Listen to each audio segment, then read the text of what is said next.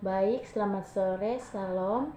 Sekarang kita akan membacakan sedikit dari isi firman Tuhan yang saya ambil dalam Yohanes 14 ayat 15 sampai 18 yang berjudul Yesus menjanjikan penghibur. Ayat 15 berkata, "Jikalau kamu mengasihi aku, kamu akan menuruti segala perintahku. Aku akan meminta kepada Bapa dan Ia akan memberikan kepadamu seorang penolong yang lain supaya Ia menyertai kamu selama-lamanya, yaitu Roh kebenaran. Dunia tidak dapat menerima Dia sebab dunia tidak melihat Dia dan tidak mengenal Dia. Tetapi kamu mengenal Dia, sebab Ia menyertai kamu dan akan diam di dalam kamu. Aku tidak akan meninggalkan kamu sebagai yatim piatu. Aku datang kembali kepadamu." Demikian jauh pembacaan firman Tuhan.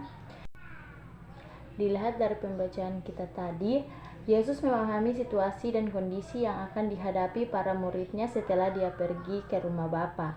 Untuk mempersiapkan tempat bagi mereka ini tidak mudah. Bagi para murid, setelah selama 3 tahun Yesus begitu nyata dilihat oleh mereka. Tak heran bila para murid merasa gelisah.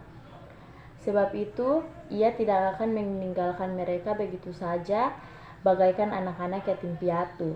Apalagi mereka akan melakukan pekerjaan-pekerjaan yang Yesus lakukan, bahkan yang lebih besar.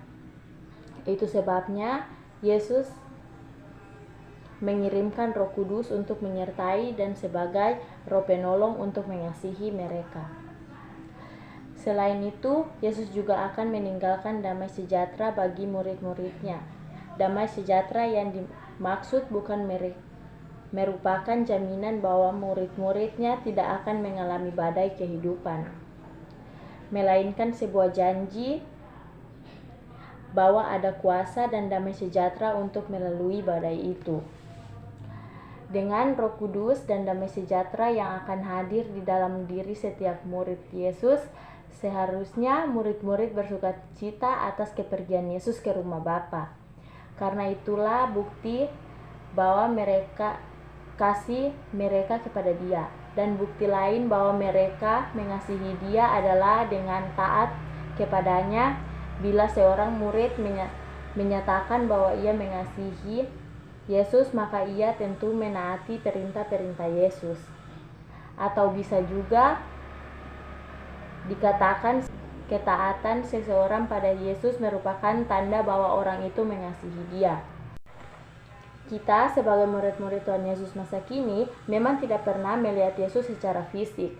Namun kehadiran Roh Kudus dan damai sejahtera yang melengkapi kita merupakan bukti bahwa suatu saat kelak kita akan bersama-sama Yesus di rumah Bapa.